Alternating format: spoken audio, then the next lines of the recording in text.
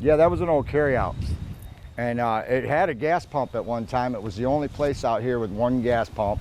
Kind of redid it and made it our own. It's still not where we want it to be. And it's kind of like recovery. I'm not where I want to be yet, but thank God I'm not where I used to be.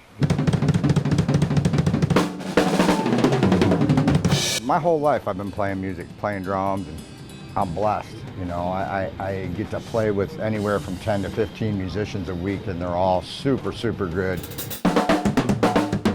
This is when I played with Ted Nugent right here in Lansing. That's my boy. Peter Frampton, Blue Oyster Cult, Taylor Swift. We got to play at Ford Field with Kenny Chesney, Gretchen Wilson, and Carrie Underwood all on the same day. That was really cool. One of my bands that I've been in since I was right out of high school is Damien. Damien just was over in Germany and played a festival over there about 6 months ago.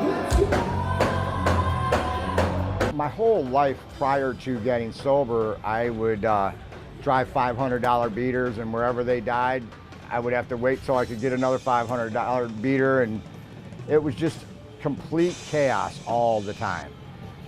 Insanity. Just all those years of the destruction in my life, and it was going nowhere fast. When I was 19, I had sold to an undercover cop, and sold cocaine to an undercover cop, and the judge wanted to make an example out of me because the band was starting to get real famous, and we were just getting ready to shoot our first MTV video. And that judge sentenced me to 2 years maximum security prison in Mansfield, Ohio. October 4th of 2002. So I got custody of my son, and I remember coming out of that courtroom thinking, okay, how am I gonna raise a kid? You know, I really lived my life around music and partying, and my dad was an alcoholic, and it ran in our family on my dad's side, and it was just time. I watched my son sleep that day after court, and I'm thinking, okay, I gotta raise a kid, and I just wanted him to have a chance at life. And I prayed that night, like, you know, if there's a God, either help me or take me. Ruby Starr was my aunt. That's my mom's sister. She was a rock star from the 70s who sang in Black Oak, Arkansas. And that's the original Black Oak, Arkansas, Jim Dandy to the Rescue Gold album.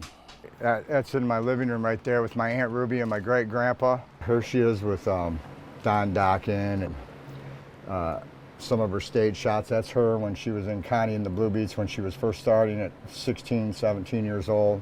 My aunt was an extremely great singer and a great performer in an era where there wasn't a lot of female performers.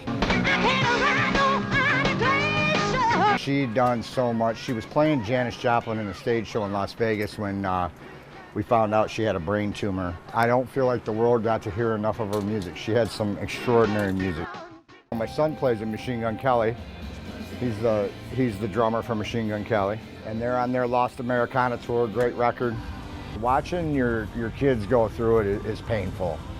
He just had 2 years sober, and like I said, he's been touring with Machine Gun Kelly since he was 17, so it's like 14 years now. And they're bigger and better than ever, and he's playing better than ever.